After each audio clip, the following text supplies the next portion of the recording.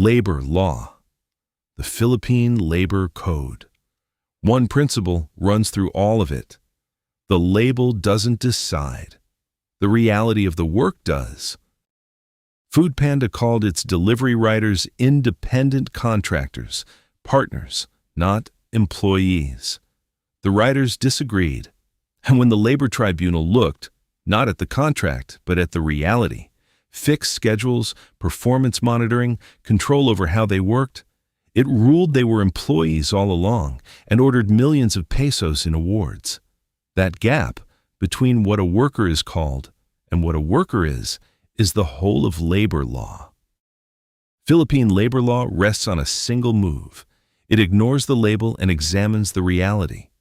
A service agreement, a talent contract, a signed quitclaim, none of them bind the courts if the substance says employee. 4 statutes carry the load: the Labor Code and the 3 mandatory funds, SSS, PhilHealth, and Pag-IBIG. Today, who is an employee, what they are owed, and how they can lawfully be let go. Act 1. Who counts as an employee? The label doesn't decide. It starts in the Constitution.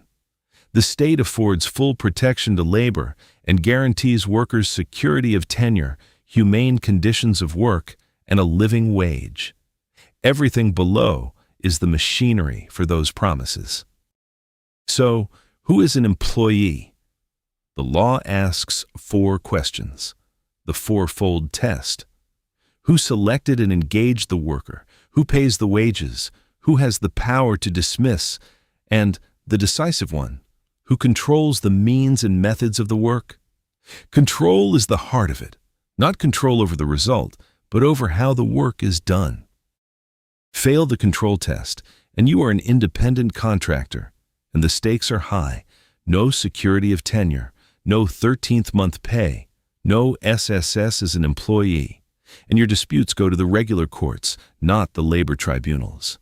In Sonza versus ABS-CBN, the broadcaster Sonza was held an independent contractor.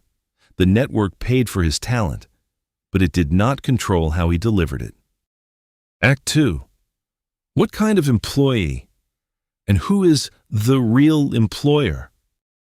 Employees come in 5 kinds: regular, probationary, project, seasonal, and fixed term.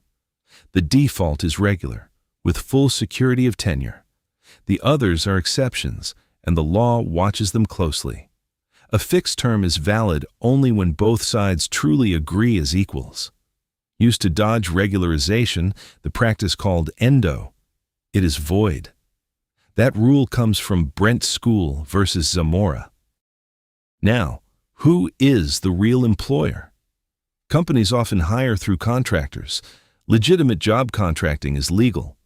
The contractor has substantial capital, controls its own workers, and stands in a genuine trilateral relationship. But labor-only contracting, where the contractor merely supplies bodies with no real capital or control, is prohibited. The law collapses it. The workers are deemed direct employees of the principal. In 2018, Dole ordered Jollibee to regularize thousands of workers supplied that way. Act 3. The floor of entitlements and the only 2 lawful ways out. These are the floor, not the ceiling. The minimum non-waivable entitlements of every employee. A worker cannot validly sign them away. Security of tenure means you cannot be dismissed at will. There are exactly 2 lawful roads out.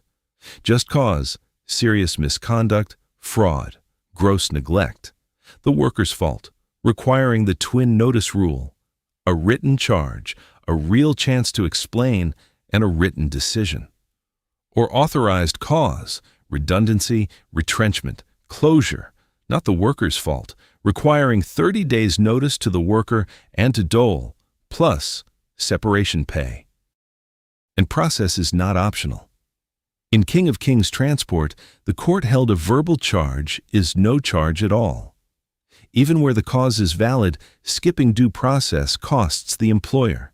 In Agabon, 30,000 pesos for a just cause dismissal done wrong.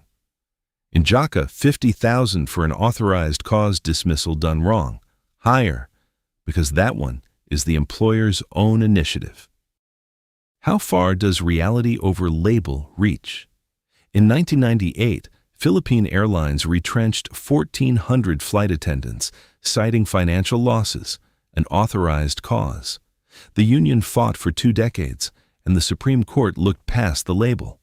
The losses may have been real, but the selection of who to cut was arbitrary and made in bad faith, and PAL had skipped less drastic measures. The retrenchment was ruled illegal. The cause on paper did not save a process that failed in reality. On top of wages, 3 mandatory contributions, SSS, PhilHealth, and Pag-IBIG, shared by employer and employee, and a warning the code takes seriously. An employer who deducts a worker's share but fails to remit it commits a crime. And around the code sits a whole shelf of special protective laws for safety and health, against harassment, for mothers, for solo parents, for domestic workers, against age discrimination. The floor keeps rising. So return to the rider, the talent, the flight attendant. Labor law's first question is never what the contract says you are. It is what, in reality, you do, and who in reality controls it. The label doesn't decide. The law does.